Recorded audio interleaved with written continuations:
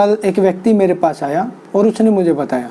कि सर मेरी पत्नी ने मेरे ऊपर एक घरेलू हिंसा का मुकदमा दायर कर रखा था और पिछले हफ्ते कोर्ट ने उस मुकदमे में अपना फैसला सुना दिया, लेकिन कोर्ट ने वो फैसला मेरी पत्नी के पक्ष में सुना दिया और साथ में ये आदेश भी दिया कि मैं हर महीने अपनी पत्नी को 8,000 रुपये खर्चे के तौर पर देता रहूँगा। लेकिन सर मेरी पत्नी तो ऑलरेडी एक कंपनी में जॉब करती है और 18,000 रुपये महीना वहाँ से सैलरी भी लेती है और ये बात मैंने कोर्ट को भी बता दी थी और साथ में सबूत के तौर पर अपनी पत्नी की वीडियो रिकॉर्डिंग करके, जिस कंपनी में मेरी पत्नी जॉब के लिए जाती थी वहाँ की वीडियो रिकॉर्डिंग करके सीडी के तौर पर कोर्ट के अंदर जमा भी करा दी थी। लेकिन उसके बाद भी कोर्ट ने ये फैसला मेरी पत्नी के पक्ष में सुना दिया। लेकिन जब मैंने उसकी फाइल देखी और जजमेंट पढ़ा तो मुझे पता चला कि उसने जो सबूत कोर्ट के अंदर पेश किए थे, कोर्ट ने उनको अधूरे सबूत माना, यानी कि एक परफेक्ट और कंप्लीट सबूत नहीं माना, जिसके बेस पर कि कोर्ट इन सबूतों को आधार मानकर इनके पक्ष में फैसला सुना पाती। तो दोस्तों, एक परफेक्ट सबूत क्या होते हैं और आपको सबूत कोर्ट में फाइल करते समय किन किन बातों का ध्यान रखना। अब चाहे कोई भी क्रिमिनल केस हो, चाहे कोई भी चेक बाउंस का या कोई रिकवरी सूट हो, चाहे आप एक्यूज हो, चाहे आप कंप्लेनेंट हो, दोनों पक्षों को अपने सबूत फाइल करने का कोर्ट मौका देती है। और जब भी आप सबूत कोर्ट के अंदर फाइल करते हैं तो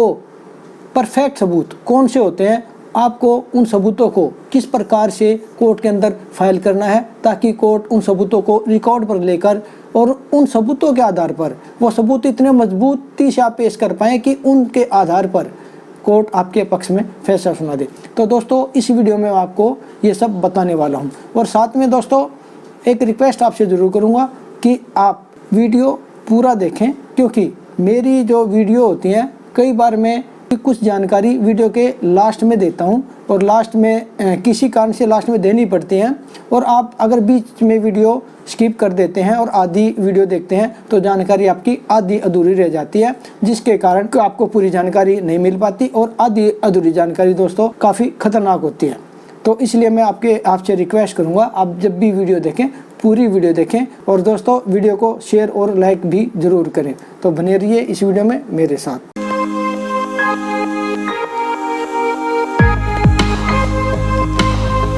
नमस्कार दोस्तों, मैं अनुज कुमार राणा, आपका अपना वकील भाई। दोस्तों, कोर्टों के अंदर मुकदमे सबूतों के आधार पर लड़े जाते हैं और सबूत ही डिसाइड करते हैं कि मुकदमा किसके पक्ष में जाएगा, यानी कि आप मुकदमे को जीतेंगे या हारेंगे। यानी कि सबूत बिल्कुल स्पष्ट होने चाहिए। आप जब भी कोई भी सबूत कोर्ट के अंदर पेश करते हैं वो एकदम स्पष्ट होने चाहिए और मजबूत होने चाहिए। एक मजबूत और स्पष्ट सबूत आपको मुकदमे को आसानी से जिता सकते हैं दोस्तों। तो दोस्तों, अभी जो मैंने आपको बताई थी, जो व्यक्ति मेरे पास कल आया था,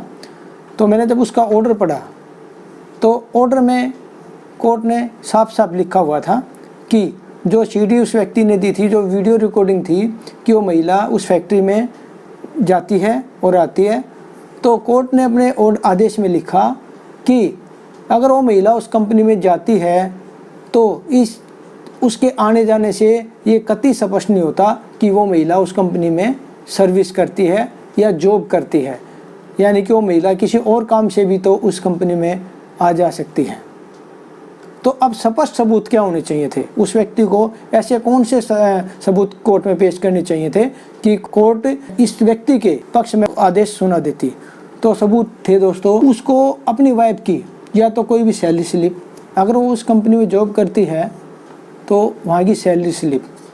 या फिर अपनी जो वाइफ थी किस अकाउंट में सैलरी जाती है उस सैलरी का रिकॉर्ड, उस अकाउंट का रिकॉर्ड वो लाके कोर्ट में जमा करवाना था दोस्तों, जिससे कि ये साबित होता कि हाँ वो लेडी उस कंपनी में जॉब करती है और उसकी ये सैलरी आती है, ये स्पष्ट हो जाता, बिल्कुल स्पष्ट सबूत था। उसके अलावा उस कंपनी में जब जिस कंपनी में वो जाती है वहाँ का अटेंडेंस रजिस्टर्ड, यानी कि उसकी हाजिरी तो लगती होगी, उसकी रजिस्टर की हाजिरी के रजिस्टर की फ़ोटोकॉपी, और साथ में उस कंपनी से कोई व्यक्ति आता और इस बात को प्रूव करता विद रजिस्टर के साथ, हाजिरी के रजिस्टर के साथ आता और ये प्रूव करता कि हाँ ये लेडी हमारे यहाँ काम करती है दोस्तों, तब ये स्पष्ट सबूत माने जाते और तब यह मुकदमा इस व्यक्ति के पक्ष में कोर्ट सुना पाती जो व्यक्ति कल मेरे पास आया था। तो दोस्तों आपको ये बात समझ में आई होगी कि अगर आपकी पत्नी ने आपके ऊपर कोई ऐसा ही घरेलू हिंसा का या फिर कोई भी खर्चे केस फाइल कर रखा है और आप एक सीडी बना के कोर्ट में पेश कर देते हैं कि ये तो फलाना कंपनी में नौकरी करती है और उस सीडी में आने जाने की सारी उसकी एक्टिविटी कंपनी में आने जाने की वो कोर्ट में दर्ज करा देते हैं, ये तो दोस्तों ये एक स्पष्ट सबूत और मजबूत सबूत नहीं माना जाएगा और कोर्ट इसको मानने से इनकार कर देगी। अगर आप चाहते हैं कि आप केस जीतें तो दोबारा ध्यान से सुन लें, आपको अपनी वाइफ की जिस कंपनी में जॉब करती है या तो सैलरी स्लिप देनी होगी, कोर्ट के अंदर फाइल करनी होगी, या जिस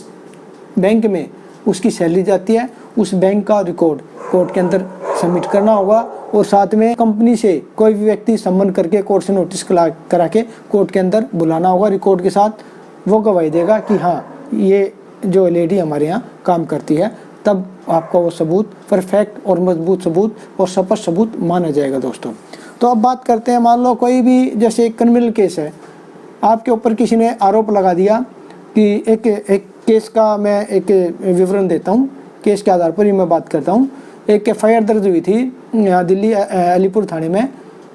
354 की, सेक्शन 354 A, 354 B और सिर्फ 354, साथ में 323 और 506 IPC में, यानी कि 354 होता है छेड़खानी का मामला। एक महिला ने एक व्यक्ति के ऊपर आरोप लगाया कि इसने मेरे घर के अंदर घुस के मेरे साथ बदतमीजी की, छेड़खानी करी और मेरे कपड़े फाड़ दिए,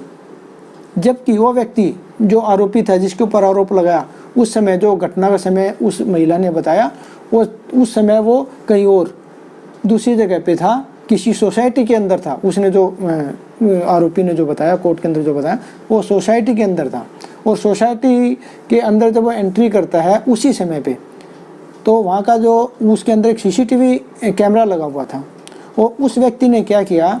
उस CCTV की जब रिकॉर्डिंग देख रहा था वो देखी और उसकी एक फ़ोटो ले ली सिर्फ, और फ़ोटो लेके उसको लगा कि हाँ अब मैं तो केस जीत जाऊंगा और कोर्ट के अंदर ये सबूत फाइल कर दूंगा कि मैं तो वहाँ था और कोर्ट मान लेगी और मैं बरी हो जाऊंगा। और उसने ऐसा ही किया, वो फ़ोटो अपनी डिफेंस एविडेंस में फ़ोटो लाके कोर्ट के अंदर फाइल कर दिया दोस्तों। तो दोस्तों अब उस फ़ोटो को कोर्ट ने सबूत मानने से इनकार कर दिया। क्यों कर दिया दोस्तों? अब क्या कमी रह गई थी वो मैं आपको बताता हूँ। अब ये तो एक 354 का मुकदमा था, छेड़छाड़ का। कोई भी केस होता, मान लो कोई मर्डर का केस होता, कोई उस पे कोई मर्डर का इल्ज़ाम लगा देता कि इस फलाने व्यक्ति ने मर्डर किया है और वो होता उस जगह पे, ये तो छेड़छाड़ का कोई भी ऐसा कोई भी मुकदमा होता और ऐसा कोई भी CCTV की फुटेज अगर बंदा उस समय आरोपी कहीं और था तो उस समय आपको क्या करना है या उसको क्या करना था वो मैं आपको बताता हूँ। पूरा प्रोसीजर क्या होता है, यानी कि एविडेंस स्पष्ट, जो आपको सबूत वो होते हैं जो आपकी बात को स्पष्ट कर सके और स्पष्ट सबूत ही आपका एक मुकदमे में आपका फेवर कर सकते हैं दोस्तों। तो उसको क्या करना था, उसको करना ये था जिस सोसाइटी में उस समय वो मौजूद था उसकी पूरी वीडियो रिकॉर्डिंग लेनी थी और साथ में डिफेंस जब एविडेंस था, एक समय आता है, एक आपका राइट है, आपका अधिकार है, कोर्ट में आपको मौका मिलता है कि आप अपने सबूत कोर्ट के अंदर फाइल कर सकें। तो जब आपके पास मौका आया, जब आपके पास मौका आता है तो डिफेंस एविडेंस में आपको वो जो CD बनाई थी वो CD उसी समय कोर्ट के अंदर फाइल करनी थी अपने डिफेंस एविडेंस के साथ। और साथ में जिस सोसाइटी में ये CCTV कैमरा लगे हुए थे जिस समय वो था, वहाँ जिसके अंडर में CCTV कैमरा जिस कंपनी के अंडर में थे उस कंपनी को नोटिस करके कोर्ट के अंदर या कोर्ट में एप्लीकेशन दायर करके उसको कोर्ट में अंदर बुला लेना था। और जब वो व्यक्ति, वो जो कंपनी जिसके अंडर में CCTV कैमरे चल रहे हैं, वो आके गवाही देता कि हाँ ये CCTV कैमरा मेरे अंडर में चल रहा है और ये हमारे अंडर में चल रहे थे, तब जाके वो सबूत स्पष्ट माना जाएगा दोस्तों। यानी कि वो जो CD जो रिकॉर्डिंग आपने वहाँ पे कोर्ट के अंदर सबमिट कराई है वो रिकॉर्डिंग प्रूव हो पाएगी, वो CD प्रूव हो पाएगी कि हाँ ये सच्ची है और आपका तब जाके पक्ष मजबूत होगा दोस्तों। और अब जैसे कोई भी चेक बाउंस का केस है, रिकवरी का केस है, यानी कि पैसे के लेन देन का केस है, और आपको कोई भी ऐसी बैंक स्टेटमेंट है जो कि कोर्ट के अंदर फाइल करनी है अपने सबूत के तौर पर, यानी कि अपने बचाव में। मान लो आपने किसी से पैसा उधार लिया था और आपने पैसा दे भी दिया था, और बैंक के जरिए आप ये साबित करना चाहते हैं कि ये इस फलाने दिन मैंने या तो कैश विड्रॉल करके आपका उनका पैसा वापस कर दिया, या फिर ट्रांसफ़र करके बैंक टू बैंक ट्रांसफ़र करके मैं पैसा वापस कर चुका हूँ। तो दोस्तों आप डिफेंस में आप क्या करोगे, सिर्फ एक जो बैंक स्टेटमेंट है उसकी कॉपी आपने लगा दी और अपनी गवाही कर दी और समाप्त कर दी,